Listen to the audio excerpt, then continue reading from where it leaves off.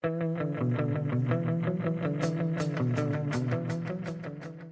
this week's pod, we were joined by Seyi Daniyan to discuss getting younger professionals and graduates interested in project risk management. Shaye is a chartered chemical engineer, NEC4 ECC accredited project manager, and risk consultant in the project and program management space, with consulting experience across energy, transport, and marine industries. She is responsible for conducting risk assessments to support client projects and programs in the areas of project controls and report management. She is also an avid video gamer and an unapologetic gourmand. That's a very big word for me, Martin. Gourmand. But Shay was fantastic. She made it very relatable for this South African simple mind. I think we started off, trying to explain exactly what risk management is, and then go down, sort of peel the onion layers of what project risk management is in the context, to try and lay a bit of a baseline, a basic understanding, because this was to try and get younger folks in. So, folks, if you know someone that's interested in getting into the profession, give this episode to them, because Shay does an amazing job at really just distilling how cool it is, and the cool shit really that we can actually get involved in from a risk perspective. But what were the things that stood out for you, Martin? Yeah, I really liked her her passion about getting people into the profession. You could really see that come through.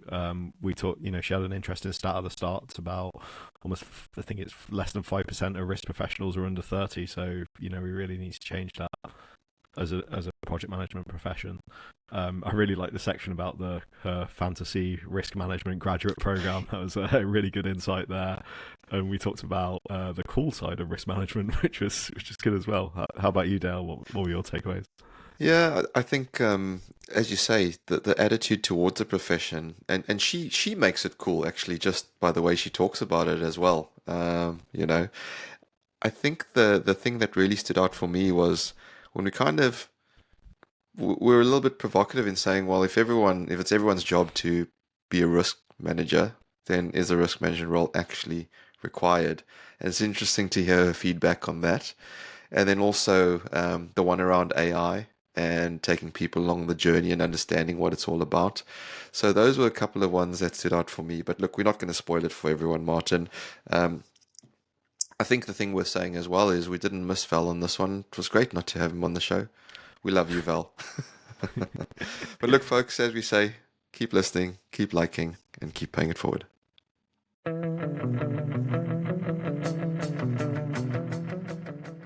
Hello, project people, and welcome back to a brand new episode of the Project Chatter podcast. It's amazing to be with you, Martin. It's good to see you again. Any sign of Val? No, gone missing again. Old habits die hard. Missing in action, right? He goes back to the other side, the arse end of the world, and he disappears. Shocking. We miss you, Val. We love you, Val. But we'll get you back on another episode before we end the season. But we have a very special guest, Seyi Daniyan. Shay, good to see you. How are you doing? Hi Dale, I'm good, thank you very much. How are you? Yeah, I'm good. I'm good. We were just chatting before we hit record, right? Last time I saw you, you were still here in London. We met each other in the flesh and we were chatting. He said, Yeah, "Hey, yeah, we need to get more younger people on the podcast." And I said, "Well, you come on, and then we can talk about getting younger people into the podcast." So I'm yeah, so and glad that's that what you we're are here. doing. That's what Thank we're you. doing, exactly. So I'm so glad you're here. So thank you so much for your time, and thank you for getting up so early because you're now in Hong Kong. Yes, I am. And it shows that I really wanted to be on here, to be honest. So yeah, I'm happy to be here. So No, we're happy to have you. And for those that don't know you, let's start with your origin story. So who is Shay Daniyan? Who are you? What do you do? How did you get to where you are? Tell us about your career. right, okay. So I am a project risk manager. I actually started out in chemical engineering, so my background is in chemical engineering. I joined a graduate scheme right after graduation with a classification society called Lloyd's Register, and then sort of did the 4-year rotational program. and worked for an additional year as a technical risk manager. So I've always wanted to do risk. I just found the topic very, very exciting. And I'll be honest, I knew nothing about project risk management before some recruiter just called me from like messaged me on LinkedIn, and just like, oh hi, do you want to try project risk? I'm like, what is that? It's like, it's fine, you'll be all right. You do risk. It's the same thing. And I'm like, no, it can't be the same thing. I've not even heard about that. Then we meet up in a Starbucks, and he's going on about, oh, Monte Carlo, and I'm like, but he's like, don't worry, you'll be fine, you'll be fine. So I go for an interview, and um, like I think, like I said, I like the topic of risk management in general and the processes. So I told the guy, the recruiter, the people interviewing me, like, I don't really know anything about project risk management, but I do love risk. And if you hire me, I'd be the best risk manager you ever had. And they're like, yeah, okay, fine. So that's it. That's how I took the leap into like project risk management, and I've never looked back. I absolutely love it. It's been a very, very great career so far, and it's like I said, I'm in Hong Kong now, so it's brought me here. I've got to work on loads of amazing, complex, different projects. The first project I was ever put on as a risk manager was Houston, HS2.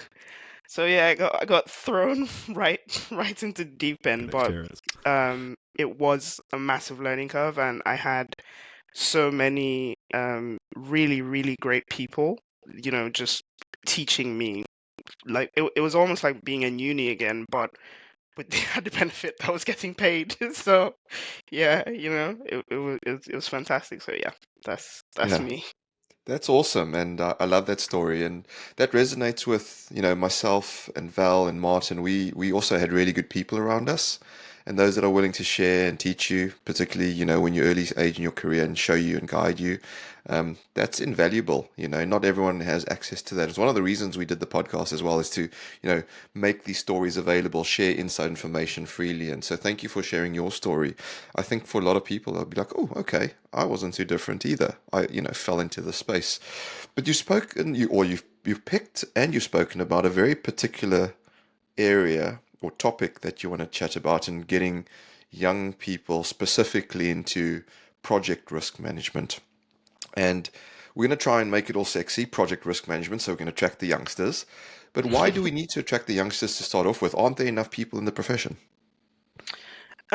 It's not just about people in a profession. If you need a person to do a job, there are loads of people out there. It's the right people, and it's a diversity of thinking.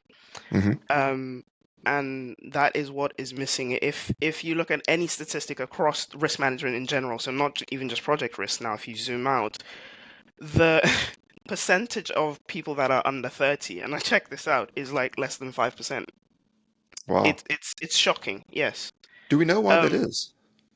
it, I think it's a combination, and personally though, it's probably a combination of two different things. It's a lack of awareness of what the role actually entails, one, and the opportunities to apply to those roles. So it's sort of like a balance between the two. Like I said, I had no idea um, what that role was when I was working, but I was in the risk space, so I imagine I popped up on somebody's radar.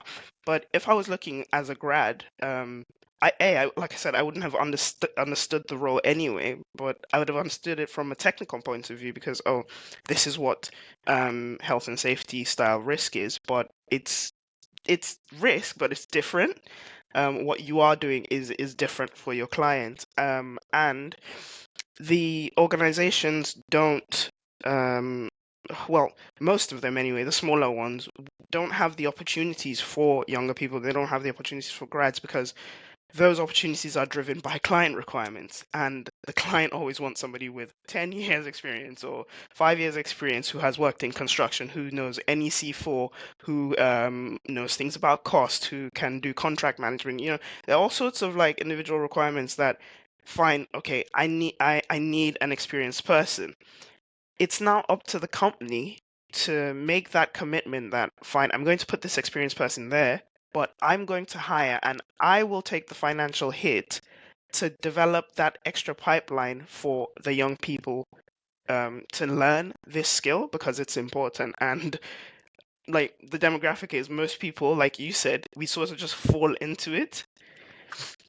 So it's the from both sides, it's already very difficult. You don't know that the job exists, and the companies don't have the vacancies exactly open for you unless they're like really massive companies that have graduate schemes, for example, that are generic. Like I started the graduate scheme for risk in my previous company, and that was because there was this fantastic director in the middle of a team meeting who had announced, "Oh, our new cohort of grads are coming in for project management." And I raised my hand up. I'm like, "Why don't we get grads?" Mm. And he's like, "Sure, you can have grads, Shay." And I'm like, "Good, okay, good, good. Gonna have grads. Thank you." I'm gonna, and that was how the grad scheme was born, you know. But it's almost like an afterthought. And I think companies need to definitely do more about that. Yeah, It's it's it's great. on the industry. Yeah, you're right. It's both sides, right? And I love the fact that you're a disruptor like us as well, making a noise and going, hey, think about us as well. And I love the fact that also you've got this balance. You're saying actually you need the right individuals, but then the companies need to also support them at the same time. It's not just one way because companies can do all they want to create the right thing, but if you don't have the right people taking advantage of that, it's not going to work. And then vice versa, if you're the right people but no support, guess what? That's not going to work either. So it is a combination, it is a relationship. I think if we start off with what you said at the top of explaining, I guess, part of the challenge is awareness of what risk actually is. So, should we start sort of more general? What is Yeah, risk and risk management?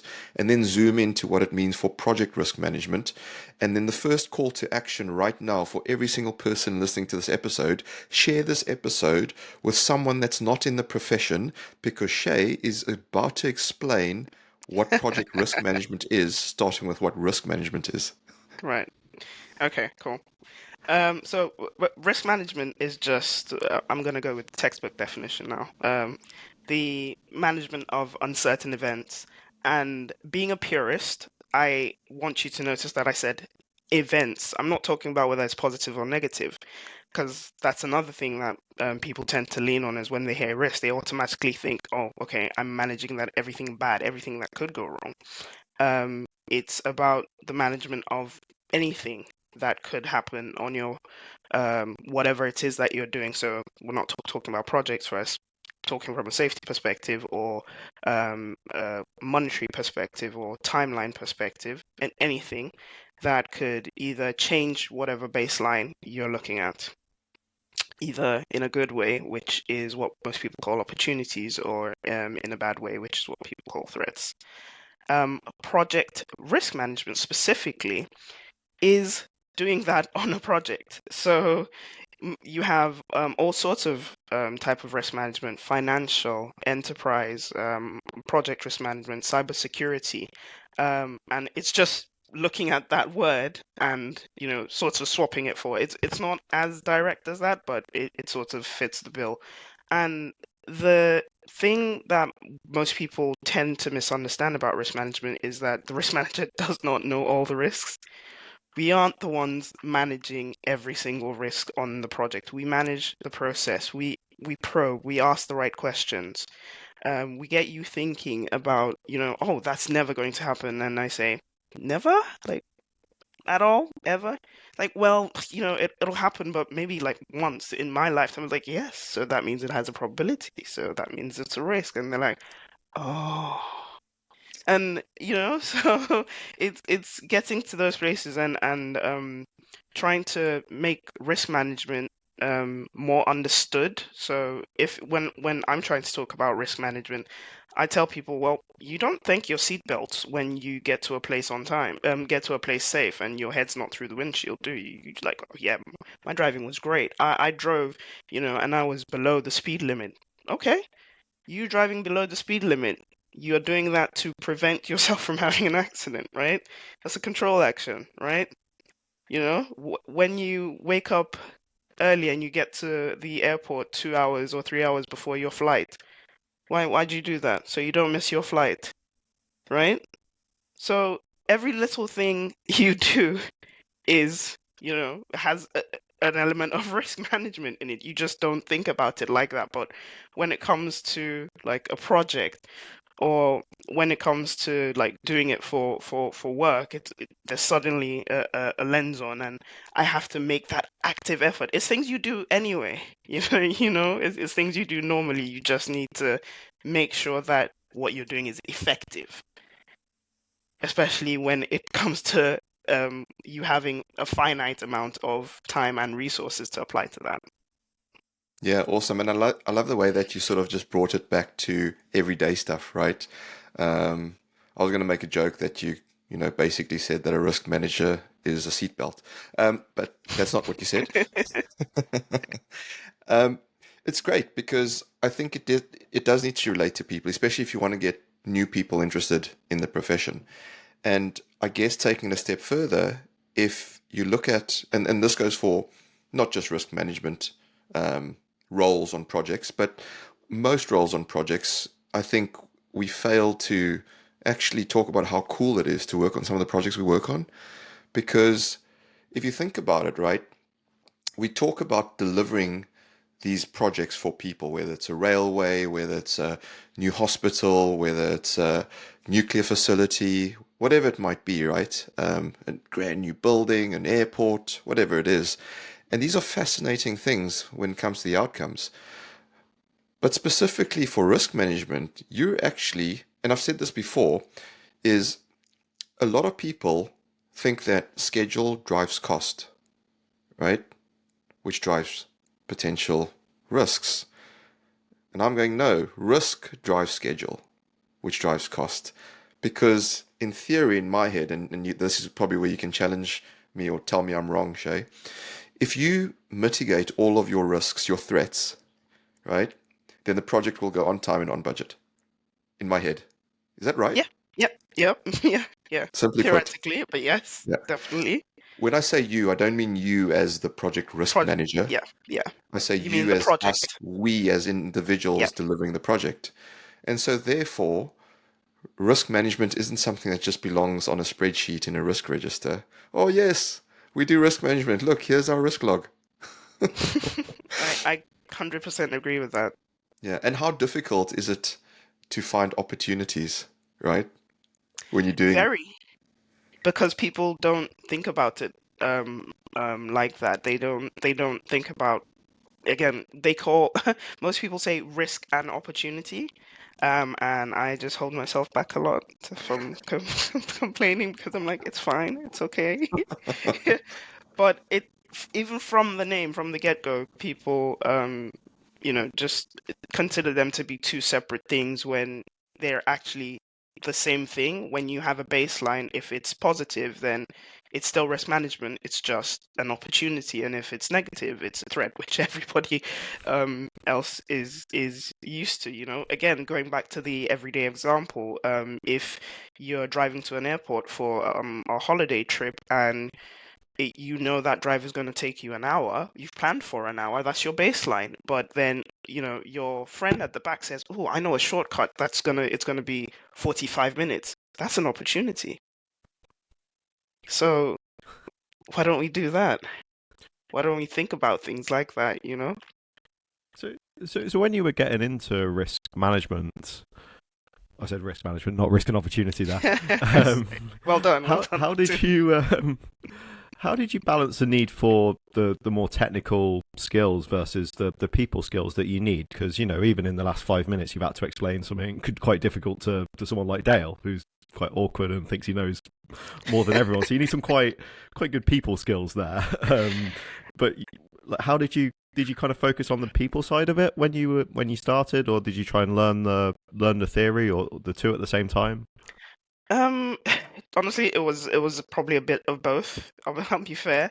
And going back to my background, because I'd done loads of workshops, for example, in risk management workshops, so risk identification workshops. I knew theoretically what I needed to do, and I'll be honest, technical risk is a lot harder in that they're a lot longer. So you'd have like half a day sessions as opposed to a 2 hour risk review, which is a project risk review. So there's that. But there was also the very nice sort of benefit from moving into project risk management, which was I didn't need to know everything about the process.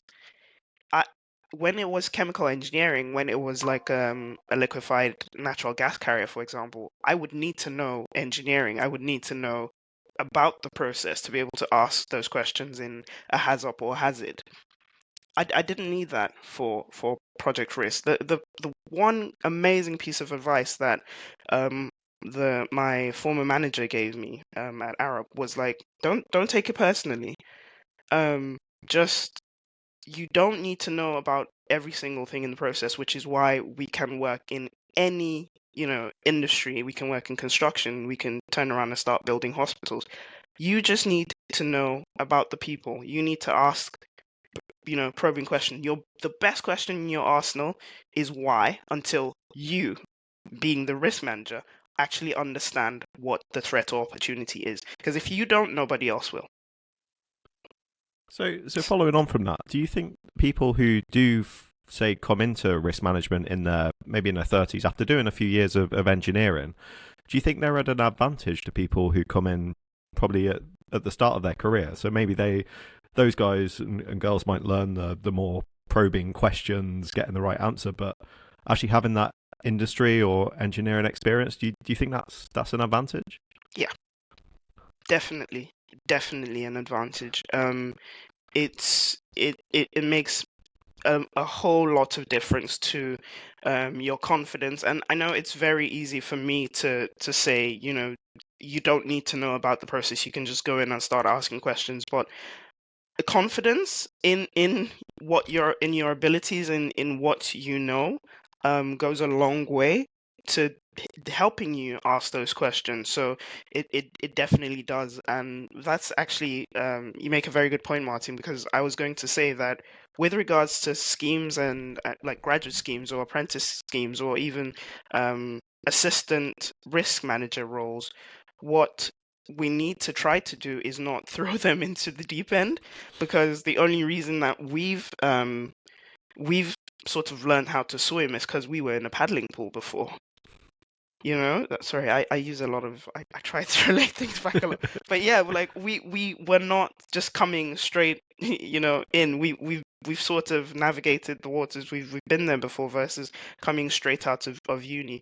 Heck, even in something as technical as medicine, if you're going to become a neurosurgeon, you start out as a resident first.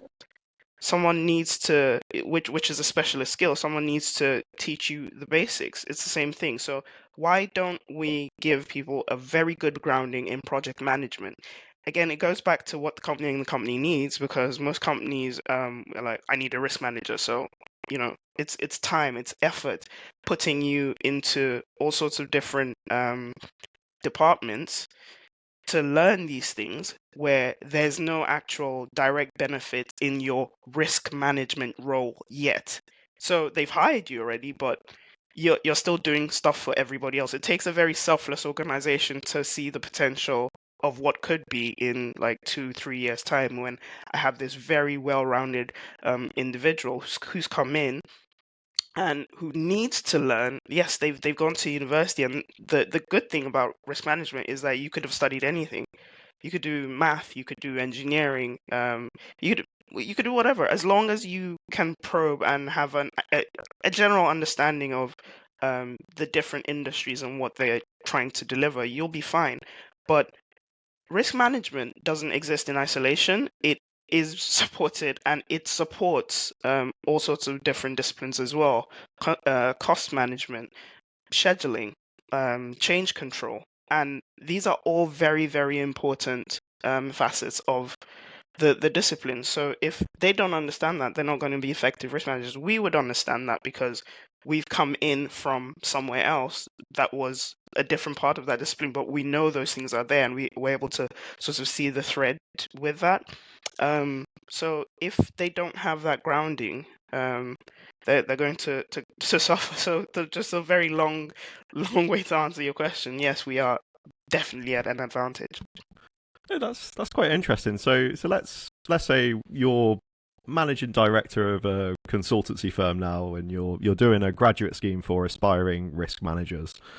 What assume you've got a good range of clients and you're able to kind of move them about.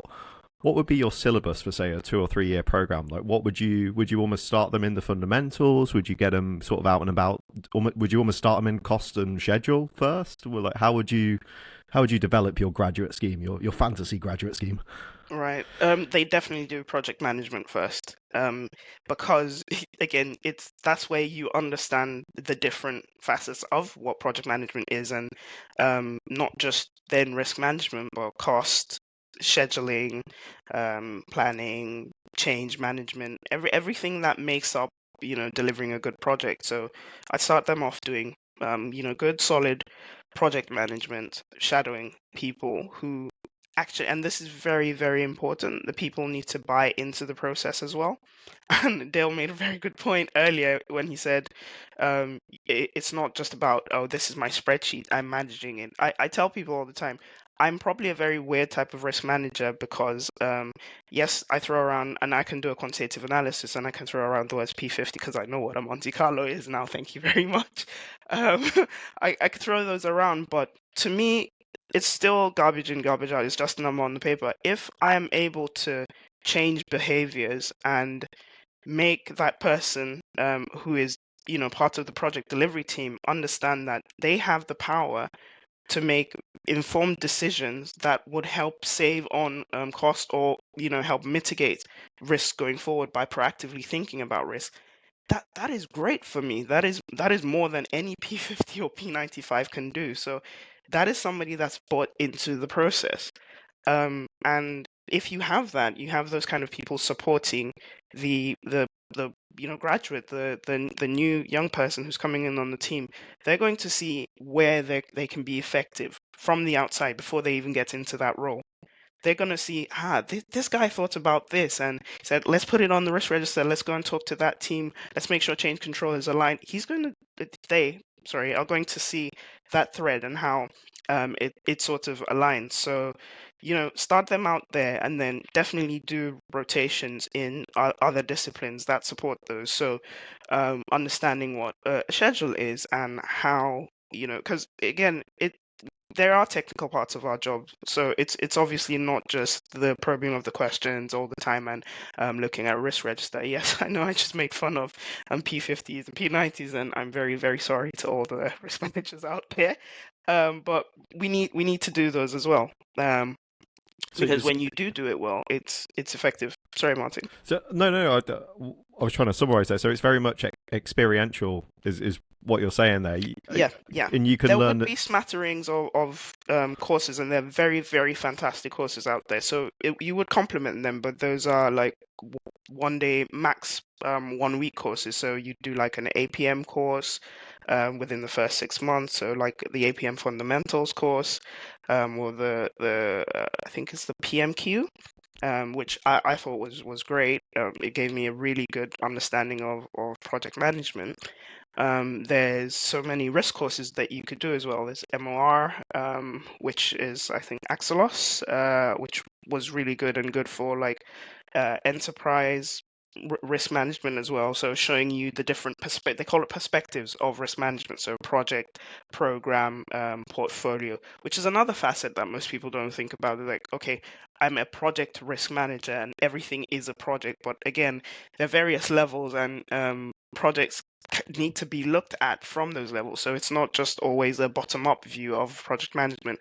You need to understand that the projects that the project manager is looking at is very different from the project director, but they will need to, align. And unless you work through an entire program, which again, sometimes you just can't do that because, client has requirements as well, or the grad needs to be moved on to another project, they would need to learn that at least theoretically somewhere else. So they definitely need to do courses, but I mean, there are loads of courses that you could choose from that are really good to supplement their learning.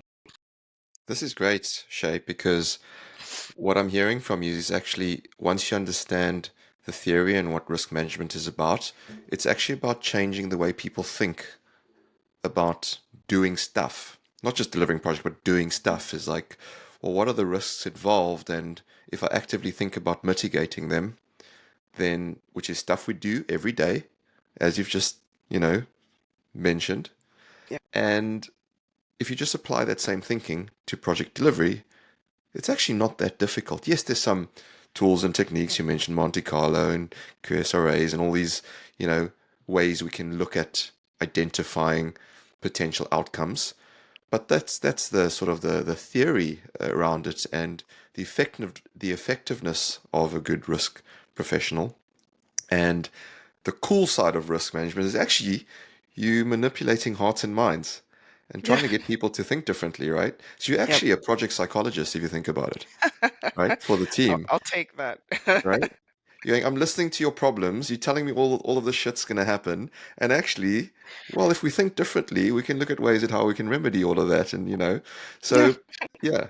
So I'm just trying to make it relevant as well and sexy, as we said at the top of the podcast. But so you've done that now and people are hooked and they go, okay, I can see it. I can see your sort of your perfect syllabus. You've given me those hints and tips. But what if I'm not in the profession and I want to get in, other than sort of jumping onto an apprenticeship? I've got 5, 7 years in engineering or whatever the case might be. How do I start? Do I just approach my risk manager that on the project? Do I, go and seek out the PMO function? How does it work? What were your tips and techniques that you would provide?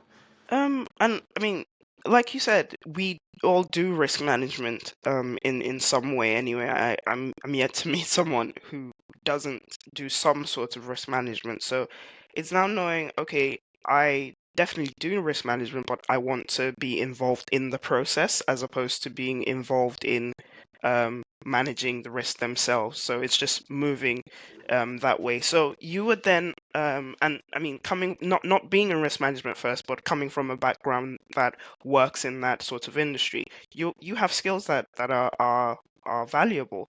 So it's highlighting those, and then yes, going to, especially if you have people that are open to the process, and this is really key, just having people who buy into, I can use valuable people who bring in a whole host of different ways of thinking as well into my process.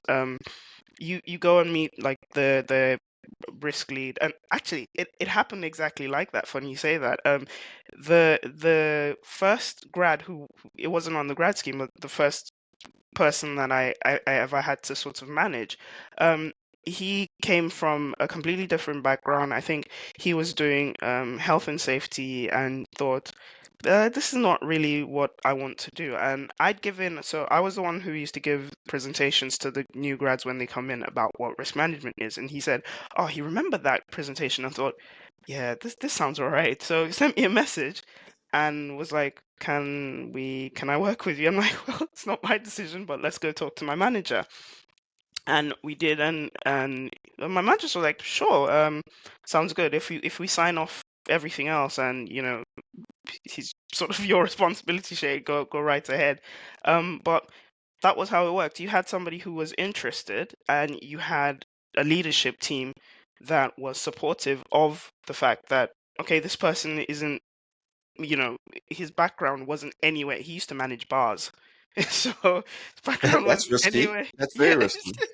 wasn't anywhere, close to what his history was, or I mean, it was sort of close to what he was doing now because he was doing health and safety, but he just started that and had the self-awareness to recognize, actually, I'd like to do something else, um, and was supported in doing that after just a conversation because he said, this is what interests me about risk. And what really made me happy was he picked on the fact that it was via a presentation that we'd done. So it goes back to the lack of awareness of what we do in the role, is trying to demystify that. And he sort of got what we did from that and was like, I want to do that. Yeah. So yeah. No, that's fascinating, and there's a whole host of things that come to mind because I go down the one route is you mentioned there, the type of people, someone listening to this is what type of person do I have to be? Because risk the risk manager role can be quite a lonely one, right? Yeah. Rarely are you in a big team of people. Maybe there's one or two other people in a large program, max, right? But typically, if you're on a project, you're the only risk manager, really. And so, and naturally, as you're saying, a lot of project teams see risk as the risk manager's responsibility, where it's for all of us. And so that gets me thinking about, you know, um, if everyone understood risk management and was doing it properly, should the risk manager role actually exist on a project if it was all done properly? Because there might be technology that can do the more technical stuff for us these days, and the risk manager doesn't have to press the buttons to understand the process anymore because the tech can do that. So I'm getting a little bit controversial with you as well, with That's fine. the existential topic of being a risk management professional. Yeah. But let's start, I guess, first on what type of person you need to be successful in, a risk manager role. Right. Well, you definitely need curiosity. You need to want to understand things, and that's where coming from a position where you pretty much don't understand what's going on is good because you can ask those probing questions. Why are you doing this? What is this going to lead to? What are you trying to achieve? Have you looked at your benefits? Have you thought about how, the how A is going to impact the end of stuff? So you definitely need to be curious. You need to um communicate well. So that is not just doing a presentation and talking at people.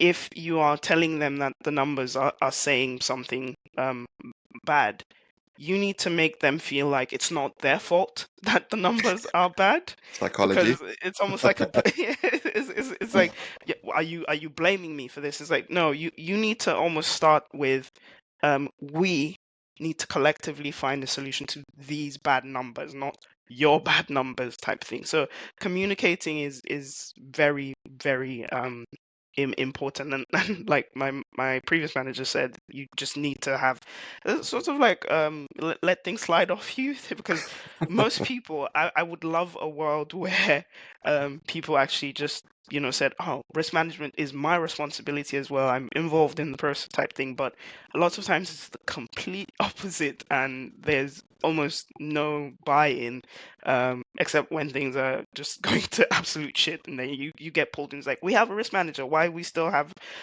risks? So you just need to understand that it's not personal, it's not your fault at all. You will still help with the process, so just go on with it, and take it on the chin, because it's going to happen a lot. You're going to feel like you're being blamed for everything going to shit when it's really, really not your fault. Yeah, so curiosity and thick-skinned is what I picked up, the two Yeah, key and characteristics there. communication. Well, And yeah, communication, yeah. yeah. But I feel like communication is like for all professions all over the world, whether you're an That's accountant, a lawyer. psychologically, you said it. You said the other psychologist. So it's, oh, actually, I'm going to change that. It's not communication in as much Yeah. as it's influencing people. Ah, That's it. Yeah. okay. Manipulation. No, no, no. Yeah.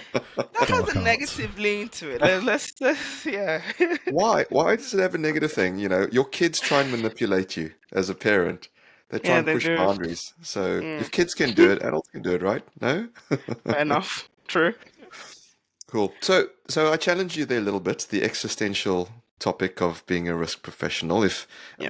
But to be honest, we've done this with a couple of other professions as well. If everyone knew what to do in project controls, then you wouldn't need a project controls team. If everyone knew what to do when it came to pressing certain buttons, you wouldn't need a planner, right? So if the idea is that everyone is a risk manager anyway, why do we need a risk manager? Well, because not everyone is a risk manager anyway. So yeah, I still have a job. But I mean, if you look at history, jobs have become obsolete and have morphed into other different things over time. It's just the way the world is. I know we're going to talk about AI. You can't have a conversation now without talking about Oh, AI. you brought it up. We don't even have Val on this episode, and you brought it up. Okay, um, we'll go there and next. everybody says, "Oh, your job's going to be replaced," like most jobs are, that kind of thing. But it's just going to change. It's going to adapt. It's maybe it will happen very, very slowly. And if everybody is now effectively, managing their risk, and everybody can do like a Monte Carlo simulation now, so they don't need a risk manager. It might now move into, okay, you're doing those actions. How effective are they? And testing those, because again, risk management is very, very, niche. Is a subset of project management. It's very specific what you are doing. It might be that for so long people have been focused on cost, time, and quality, which is the trifecta, that we're like, yeah, we manage those well now, that kind of thing. That okay, the risk manager's job is now about benefits, because there is, and sorry to all the benefits realizations lead, I'm not trying to take your job, but um, it might morph into that, because risk management is actually about managing any objectives that you've set. So objectives can be, again, cost, time, quality, benefits, operational, resilience, whatever it is. As long as you have that thing defined, something good or bad can happen to it. Mm, So the metrics that construction and industry have always followed are those three. Maybe our scope now just branches out and said, fine, you managed those three well, but what about these? yeah. So your job can always you can always add value. And what's to say that, okay, instead of just now being called a risk manager, I now become a line of defense, because you're always going to need to be audited. Everybody, Yeah. you can, even the people that are doing things really, really well still get checked. So Mm. yeah. So one of the things as you're chatting there, I was thinking, if we don't need a risk manager anymore, what about a decision analyst, right? Who actually analyzes the decisions that are made on projects and how effective they are or not? No one does that. Do they? Is there anyone that does that? I don't think so. Right? And Maybe we I just mean, that invented a that new role sounds there like a because what if scenario. no, no, no. This is actual decisions being made So if you've and made the analyzing how decisions effective and they you are. Yeah, right, yeah. right. I don't think so. I think people just make decisions and just move on. You know, And forget. forget. Yeah, I mean, No, yeah, no, no. we If talk it about goes really lessons well, learned. yeah. If it goes really So well, they remember the decision. If it goes really if badly, no if it one goes knows who made badly, that they blame decision. the risk manager. So, but yeah, we don't go back to do that a lot of the time. We Yeah. just, move Just move thinking on what to the other next roles there thing. might be, right? Decision analyst. That'd be pretty cool. Collecting everyone's, well, not everyone's, people that are in a position to make decisions, collecting their decision and analyzing the effect of their decisions and going, okay, you made that decision when you had these options, and this is the outcome, and how effective is that outcome based on that decision? That'd be pretty Yeah, cool. that'd be good, and especially with how you have data now. It even sounds like do you know about reference class forecasting? Oh, there you brought up the reference class forecasting as well. Good No, old I, Bent. We I tried like to it get, as a concept, yeah, we tried to because get Bent on a couple of times. He just doesn't want to come on. oh, why not? I don't know. Beg, come on, Yeah. come on the podcast. It's a really good podcast, please. Plus, I like RCF, and I just gave you a shout out, so you need to come on now. Yeah, Bent, we have divided opinion on RCF on whether it's good or not, and so come on and share your views. No, but I have heard of RCF. Sorry, I interrupted you there. Keep No, going. no, it's fine. So I mean, it's something like that where the all the decisions in that model are like every decision that ever made, in the theory anyway, on that project is within that number, so you can get the p-value from that. It's taking that one step further and analyzing those individual decisions. And if you now have a sort of a model with all those various decisions that on one project, this was decided. So if you have a couple of similar projects where, let's say, it's a ground condition thing, what are we going to do about it? And several different things were done. You can actually see which one was the most effective one, because you have that, you've done that analysis of all that massive piles of data now, and you can see, oh, actually the most effective decision 80% of the time was them just making sure that they mitigated 50% of the ground conditions before they started, or something like that. Hmm. Hmm. So just for anyone that's interested, the last episode we had was 190 with Ian Heptonstall, and they touched on RCF. Val and Ian did over there, but we've got a few others where there's a RCF mentioned, and there is divided opinion on this. So it's great. I love a divided opinion. It gives everyone perspective on the world. I think the world of projects, and that's why we, as I said, we do this podcast to provide the perspective. But look, we usually do a section called Machine Gun Martin, but I don't know if Martin's going to go too hard on you. I mean, you Oh, know this wow. section, Shay, because you've listened to a couple of episodes. So, Martin, are you going to do Machine Gun Martin, or do you just have a couple of easy questions for Shay? No, I'm gonna go nice and nice and calm. Oh, thank So, you. so one thing. It's this dark beer. It's bringing me down. um, For um, me at 5:30, I'm just judging you a little bit, but then I realize you're different parts no. of the world, so it's fine. All right, judge away. Everyone else is. So, one thing that I'm interested in, probably more from a process perspective, is when you are doing your risk workshops and your um, kind of on project stuff. How do you mention money when you're there, like, or do you try and keep it toward? Do you almost try and get people to think about their risks initially and almost manage the people side? When do you start bringing money into it? Because that, from probably mine and Dale's experience, things can start to get a little bit emotive when kind of risks are quantified in monetary terms. How have you kind of navigated that over the years? Well, first of all, I'd say it's very important to have the right people in the room. And but by the right people, it's not tons and tons of people, because that then can dilute the experience. But at a minimum, I normally have the project manager, the scheduler, and the cost manager. Because most of the time when you ask the project manager, yeah, how much is, like, they can describe an impact in qualitative terms. But when it comes to putting a monetary cost on it, that's what the cost manager is there for, and they help with that process. And when I start risk reviews, I just sort of work from left to right on a risk register. So it's starting with, tell me what this risk is. So what's actually bugging you? What do you think could go wrong? And they go, my favorite risk, honestly, is ground conditions, because it's so easy to explain.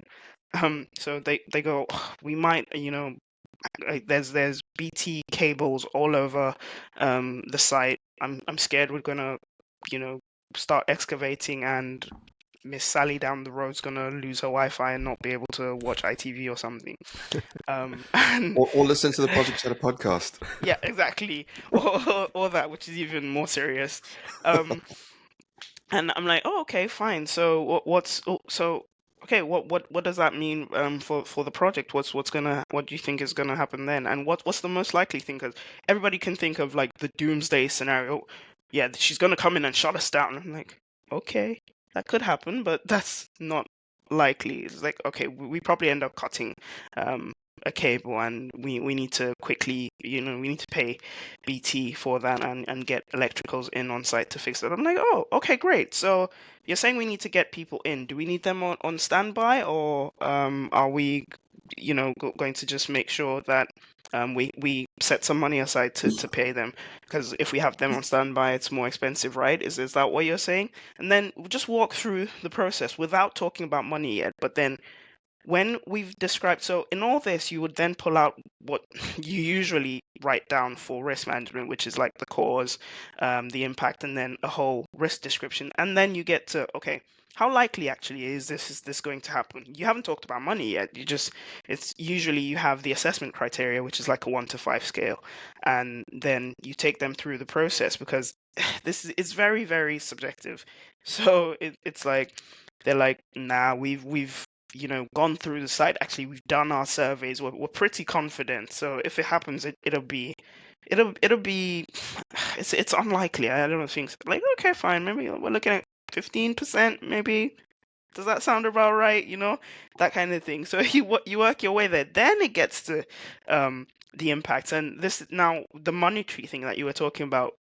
Are you then asking them for just one value? So just based on qualitative banding, which is again a 1 to 5 thing, which is where you would normally start anyway before you go into your 3 point estimates if you were going to do a QCRA, which is a quantitative cost risk analysis. So you then ask, okay, fine. So if we cut it, you've said that the impact that you think is going to happen is we're going to have to pay BT, so we're going to have to reimburse them and get the electrical engineer in there, that kind of thing. I then turn to the cost manager and I'm like, how much is it? Like, okay, what we're imagining this is going to be cut for like 4 days. How much is it going to be to have an electrical engineer on site for 4 days minimum?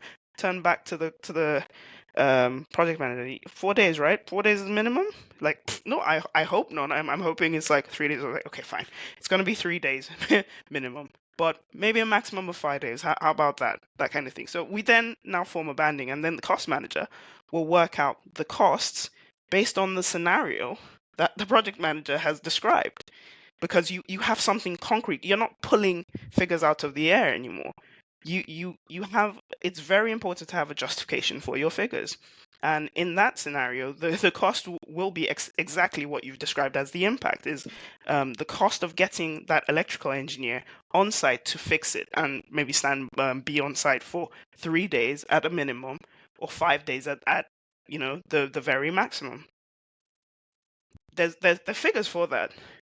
The cost person would know that, and you put that in, and you can't. The people aren't going to argue with each other at that point, because that impact has come from the project manager, and the values have come from the person who's supposed to know about the cost.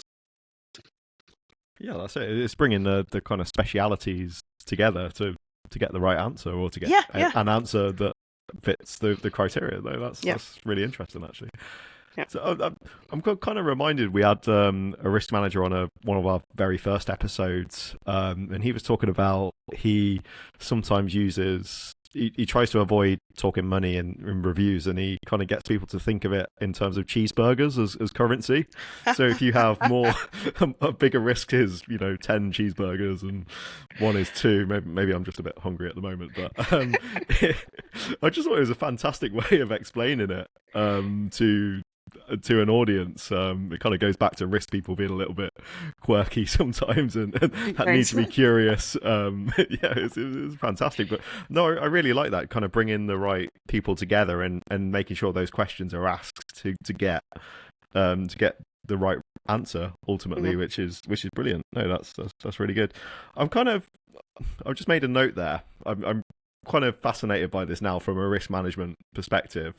If we go back to March 2020, so on your project, long time ago, generations ago now, how did that kind of manifest, that period of time? So there was a little flu outbreak in China at the time that was kind of, it wasn't really anything, was it? On the 1st of March. From the management, your kind of risk management, did you ever see a risk of a kind of pandemic in a register in your time, and then how did that kind of process manifest over the 2 to 3 weeks before? I think the lockdown was about 23rd, 24th. How was that from the project you were working on at the time? Wow, really very, very interesting question.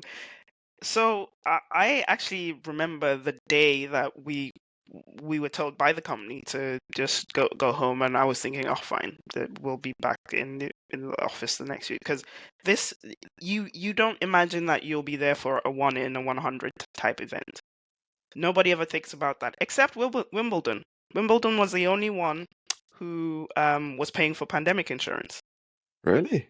Well Yes. done, Wimbledon. Who manages their risk? We need to I look at don't person's know, name. but I want to pat them on the back because Wimbledon got a massive payout from being shut down, and now everybody has pandemics in their risk register. You know, the it's weird, but yeah, um, it it it didn't. Nobody had anything in the risk register for that. We had things to do with normal delays, and everybody has a line in for force majeure, right? But that's still on the client. Like somebody still got to pay for that. And that's hoping that your insurance then, covers things like that. And even if it did, it's not going to cover a, a global shutdown of 2 years. And yes, it's fine. It will cover a bit of the delay, but it's not going to cover your suppliers who are manufacturing things on the other end of the world. Their delays and the knock-on effect it has on that. So it it brought in a whole new way of thinking, yeah, because people who suddenly thought, you know what, we'll throw more money at it. You can't at that point because there's nobody to pay the money to. And it played out very, very weirdly. I'm not gonna lie. I was it was interesting being a risk manager at that point because it's after the after things were shut down is when people started saying, "Oh, we need to put this in as a risk in the risk register," and I'm like, "It's already happening, bro." It's like it's not a risk anymore. You putting it in the risk register doesn't mean that you're gonna have a line in there to then pay for something. Yeah, put this in your schedule, not in your Yeah, risk yeah. register. Plan for it now. Don't put it in a risk register. Make it a baseline case, which was a lot of the arguments that I kept having. But then on the flip side, you had project managers who were coming up with very, very ingenious ways to actually continue working. So um, there was one of the factories was in, I think, Italy, which was it was a very hard hit region. But the construction workers there, so the people that were manufacturing the appliances that we needed to inspect, they were in there, and we were like, why don't we just use GoPros and do mobile inspections? And that GoPro was actually in my risk register, and I was like, this is amazing. And that's what we did. So they just wear GoPros and walk around and do the actual inspection. And so we save time on saying, oh, people gonna need to wait until the site opened up before you could actually go in there, which was a massive, massive time saving. I mean, it still impacted obviously the baseline schedule, and I think the very key lesson here is that sometimes you can't do anything about things, especially when they're on such a massive scale. So going back to Dale's point is you need to rebaseline. Adding it to your risk register at that point does not make it risk management. It just makes it wishful thinking. You then need to recognize that this is happening, and actually a point is risk issue management is part of risk management. So, I mean, we talked about a risk being something that has the probability of impacting one of your objectives. Well, an issue is something, and usually negative now, that is currently impacting your objectives. It's an issue.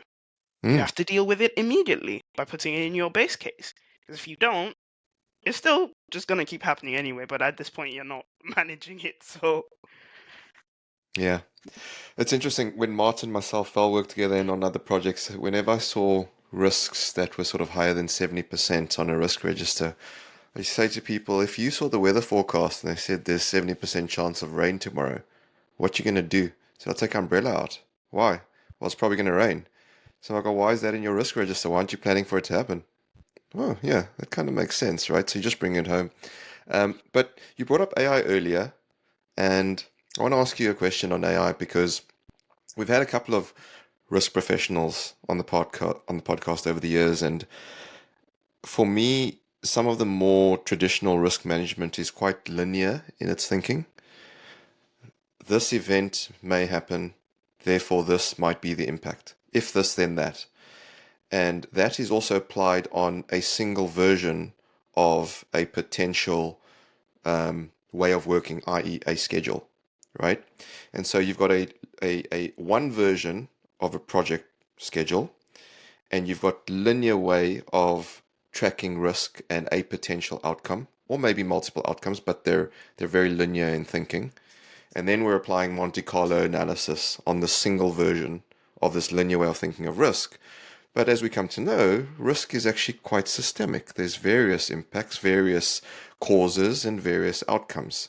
And so we do have technology now that can take these things into account, because I'm not saying Monte Carlo is wrong, it served a purpose at a point in time. But I feel like technology has taken us beyond that point. However, not everyone fully understands and appreciates that. And you're nodding your head because you appreciate that, Yeah, no, agree, agree, there's agree. we need to start thinking of it differently rather than just Monte Carlo and a distribution curve and a P80. Yep. Um, I guess my question is, as a risk professional, how do you take people along the journey to think this way when they don't even understand what a P80 means?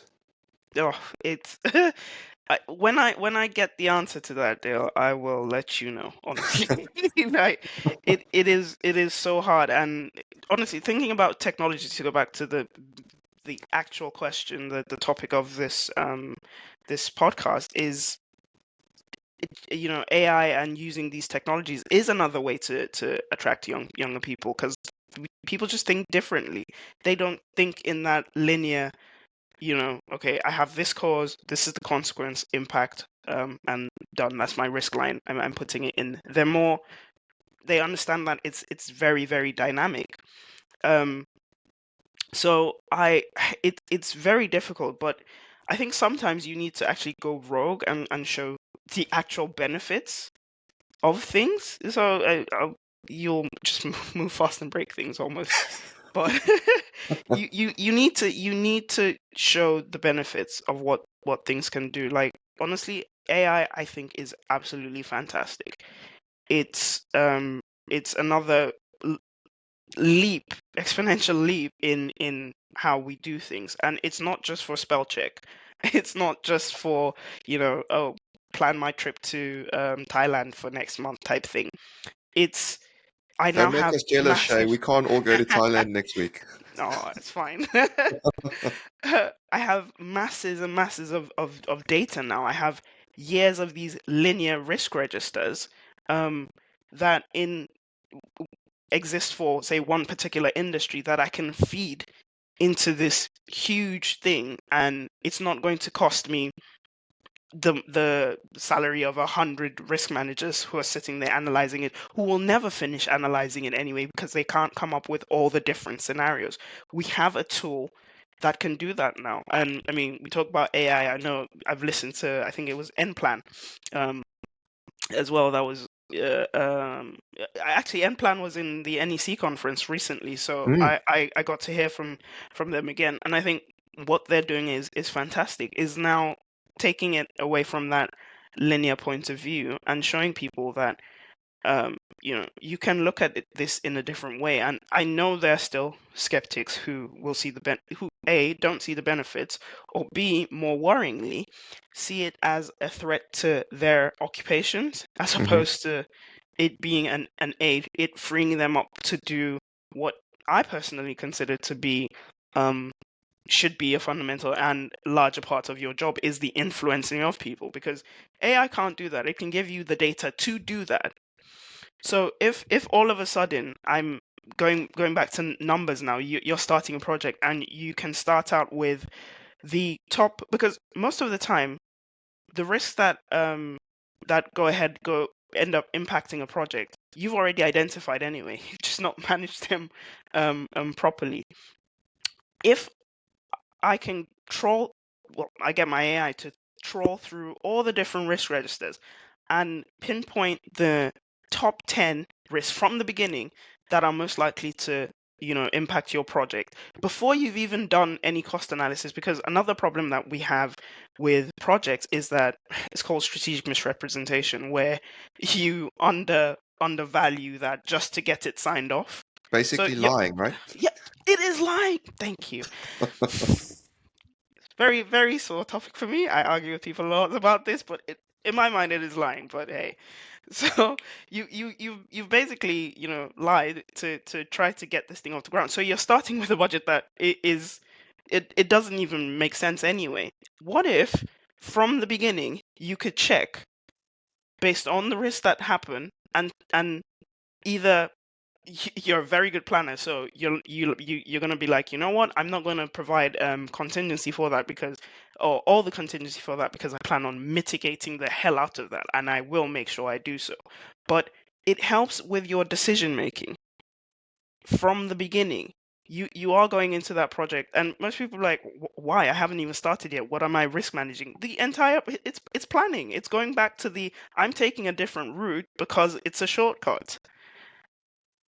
It's not it's not a Mhm. bad thing to do so. So it's it's then showing people that if you make this decision, and it's going to be hard because you need people to trust you first, to trust that process, to trust that this is not a traditional way of doing things, but the outcomes could be exponentially better as time goes along. So if you can get risk managers who are able to provide you with that, and you get the leaders who have buy into that process, who support you and say, you know what, I'll listen, I'll try it this way, I'll listen to this decision, I'll look at the analysis that has been done, and use it to try to make informed decisions on my project or program or whatever. And then going back to your point, to seeing the decisions that were made and how effective they Decision were, analyst. yeah, you can then, you know, raise up the piece of analytical software or tool that you use and said, if we had done it this way, the regular way, we would not have seen X, Y, and Z. Mm. It's now the benefits that you've achieved from that, because people will not be convinced until they can see what it can do. The reason people even do Monte Carlo, I know this for most of the time, is because most of the time it's a requirement. So in like the one of the green books, for example, the HMRC require, if you're doing a government project, you need to quantify your risks, and the most of the the prescribed methods is via Monte Carlo. If people don't have to pay for a risk manager, they're not going to. But if they Mm. can actually see the benefits of that, because I'm here anyway, I might as well do my job properly, then they'll definitely buy into that. But people that do make these technologies and make them for the risk management profession, they have a very very steep uh, hill to climb. It's going to be difficult, but once they can show the benefits, which I believe there are. So again, it's up to people like me and possibly younger people. I'm not trying to be ageist, but it's more likely to be younger people who use these technologies, who know the benefits of it, who know that Power BI isn't just about having a nice fancy dashboard. It's data, business insights, business intelligence. You can actually ask it things with, oh, based on my graph, so what is my riskiest, what is my most severe risk type thing. It's intelligence. It's not PowerPoint that can move. Mm. No, absolutely. I I broke it down the other day. I was asked to do a bit of a, what is AI? I said I'm not an expert, but if you just look at the words artificial and intelligence, artificial is just something that's human made. So the clothes you wear, the glasses you have on, the house you live in, it's all artificial. The cars you drive, it's all artificial, right? Hmm. And intelligence is just the ability to reason or make judgment. So it's a human-made ability to reason or make judgment. It's not that scary if you think about it. So it comes from us anyway, and we've had artificial stuff around us all the time. So it's all good. The last one I want to ask you before we head towards the end of the pod is we had Charlotte Candy on, and everyone knows Charlotte that's seen her bright Yep. colored hair. And episode 172, if folks want to listen to that. And she spoke about gamification of risk. Yep. And she spoke about a whole bunch Using of treats. games, yeah, treats I and everything like that. loved that episode. Yeah. Is there anything that you use particularly to make it sort of less dry than, let's just fill out this risk register? Well, I bring food. Sometimes, yeah, I bring treats. So you know that if you're coming to my risk review, like at least early on anyway, I would Bribery bring and corruption. I love it. definitely 100%. You'll get like Maryland cookies, a nice decent spread. Yeah, yeah. So I bring food, but I also try to make it relatable. Hmm. Like by finding real life examples that of breaking down things. And I've not I've definitely not gotten to the gamification part of it yet. I actually took that to use as a a way of showing grads what we do. So like turning it into a game like SimCity, for example. If you Hmm. were building your own city, um, what would you do? And you throw things in there like, oh, oh, the mayor died. No one's going to sign your thing off now, or what's going to happen, that sort of thing. So that's more for like the earlier grads, but it's I definitely bring food, and I definitely try to make people comfortable. It's more about just the influencing things than doing things very differently. So I'd say my approach is probably more informal than others in a very serious meeting. I'm more, okay, fine. So you think that's a serious risk. How serious is it really? Like, is the world going to end type thing if this doesn't happen? I would say that in an actual Yeah. risk review. So people are a lot calmer. They're yes, it's a very, very big, massive project, but then you end up having conversations that you can sort of pick little nuggets of information out that will help you in the risk review. So while I'm no Charlotte Candy, I will say I do have other tricks to sort of get people to let their hair down. As we said, the risk professional can be a very lonely profession to be in at times. So you have to have your tricks of your trade, and so Yeah. you feed people, put them in a coma, and then they have to be there during it. No, I'm just kidding. Having a bit of fun.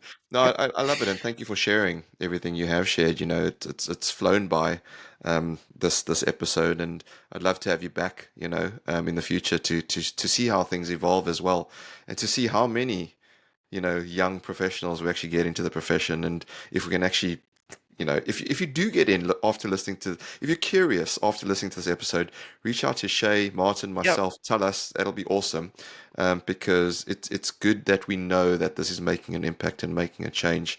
But look, Shay, this is your first time on the Product Shadow podcast, and you know usually what happens at the end. It's called Fiverr, and for this, we'll hand over to Machine Gun Martin. Right, 5 quick fire questions. Let's make a start. Number one, biggest misconception about risk management. You're the person who is managing the risk as a risk manager. Walk right into that one. Number two, are leaders born or made? Oof. Made. What would be your book recommendation to our listeners? How big things get done. Okay, interesting. Number four, will a risk manager still be required in 10 years' time? Yes. Number five, what was your last ChatGPT question? Ooh. How do I get younger professionals into graduates and graduates interested in project risk management? Literally. What was the answer? Amazing. Ooh, it came up with similar sorts of things that I did. So, because there's a lack of awareness in what the role entails, increase awareness and education, curriculum integration, guest Do lectures and you still have workshops. that on your chat? Is it a saved one, or was it a temporary question you asked it? It's a saved one. And So so, okay, so it's when this still there. episode Yeah, goes out, yeah. put a link to that if you're happy to share it. Put a link to that chat in the comments, and then Okay. people can click on it. All right. Amazing. No problem. But yeah, weird that you asked me that. That's awesome. Okay, it's been awesome to have you on the podcast. And as we said, we said, come on and let's do this. And so thank you so much for coming on. Before we let you go, was there anything final you want to leave, final thoughts you want to leave with the listeners?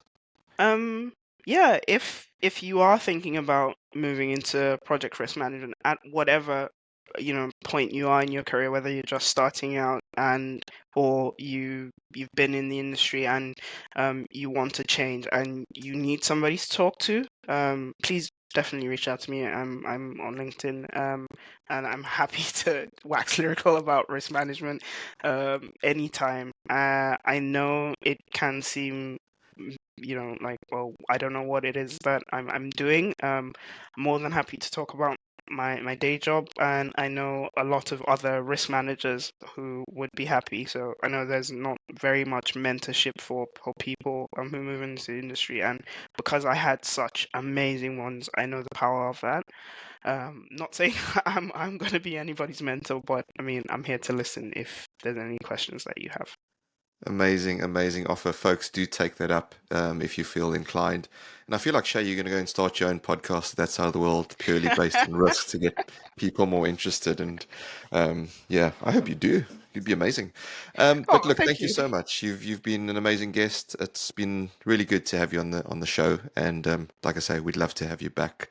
But folks, that is the end of this episode. So if you like what you've heard, please do help us pay it forward and share a link to this episode on your favorite social media.